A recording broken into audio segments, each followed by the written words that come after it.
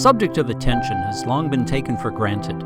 Even great thinkers like William James thought it was self-evident. Easy for him to say. He wasn't working at dual monitors and surfing social media on his mobile while listening to favorite songs on earbuds. Now we're bombarded by distractions, external and internal. Most external interruptions are entirely out of our control. They could be anything from chatty co-workers and random phone calls to power surges and whatever's unexpected. These intrusions distract us, and studies show we can take anywhere from 75 seconds to nearly 25 minutes to fully resume the original task.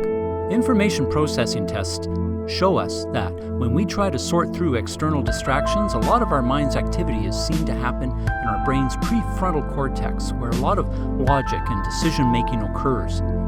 Now, when we deliberately divert our attention, it's seen as an internal choice, and there are a number of positive and negative ways we might go about splitting up our focus.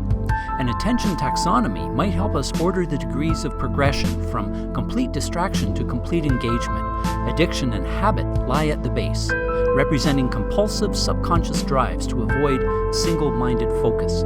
We may not be aware of the choices we're making, we just know we can't help ourselves. And it's like this from morning to night. We expect some people to give their jobs 100% of their attention. Imagine piloting an airliner banking on approach to a landing. You glance over to your co-pilot who's got one hand on the controls, the other on a mobile device. Absurd, right? The same can be said for motorists, surgeons, pharmacists, anyone really involved in something demanding safe conduct. Seeking respite is a conscious choice we make to deal with boredom, performance anxieties, or the fear of missing out. We may enjoy viewing kittens scaring dogs, or feeling a mild rush seeing how many likes our latest post generates. If symphony conductors mess up, the musicians don't worry about crashing into the side of a mountain. But even here, the expectations of complete focus run high. We'd somehow feel shortchanged if we knew the player's attention was in any way compromised. And yet, every day, the world over, many of us resort to what we call multitasking. Contrary to popular belief, the notion of multitasking is a myth. Research finds the most we can hope for is something Professor Linda Stone calls continuous partial attention, compromise where our frontal lobe's logic and decision-making is never fully effective. Now, distractions might be said to take on a more positive, proactive quality. Watching mindfully chosen films can be seen as inspirational. If we connect with meaningful content, the mind's focus can be almost meditative, even dreamlike. It's a short trip from here to the suspension of disbelief Samuel Coleridge speaks of, where we give over our sense of self to being immersed in a creative work. Neuroscience shows how these higher uses of diversions share one thing in common. The majority of heavy lifting migrates back to the posterior regions of the brain, the cerebellum, occipital lobes, the visual cortex, where the majority of creative impulses originate. Brains engaged in dreaming and daydreaming perform in similar ways to those meditating or processing books or films. They set the stage for us to enter the flow state, in which we can experience almost effortless innovation while shutting down peripheral distractions. One of flow's biggest proponents, Professor Csikszentmihalyi, says concentration is so intense that there is no attention left over to think about anything irrelevant. Self-consciousness disappears and the sense of time becomes distorted. A model for the state of flow shows how mating skills and challenges affects our attitude to creative work. As our skills increase, simple tasks get easier, but hardly more rewarding. But if challenges grow ahead of our skill sets, the stress mounts quickly.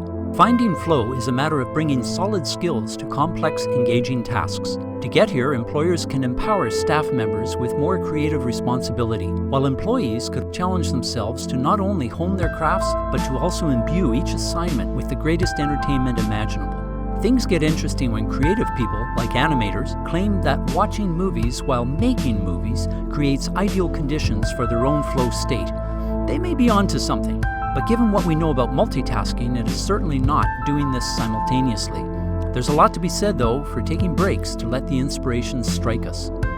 We need to know more, but one practical problem with studying creative fields is that it's hard to be innovative inside a loud, cramped, magnetized MRI tunnel. Still, we have to ask, If similar regions of the brain are particularly active during everything from watching movies to dreaming to the flow state of ultimate creativity, who's to say watching a film isn't one way to stoke the fires of our creative muse? It might boil down to how we watch while on the job. We know we can't process as much as we'd like to. Interruptions and continuous partial attention pull our focus in all directions at once. But perhaps if we budget some time to watch a favorite film during breaks, an inspiration will strike when we don't even expect it. Research has shown this happens to people in flow states. Being in the right frame of mind, and by not overthinking things, we open ourselves to great innovations. Comedian John Cleese says we need to set aside space and time for ourselves to avoid interruptions. This is the extraordinary thing about creativity. If you just keep your mind resting against the subject in a friendly but persistent way, sooner or later you will get a reward from your unconscious.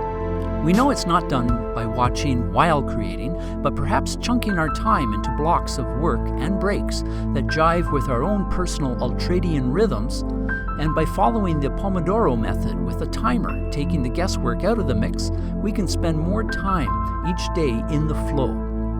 Because it's there where we just might see the greatest quality in our output without hindering its quantity.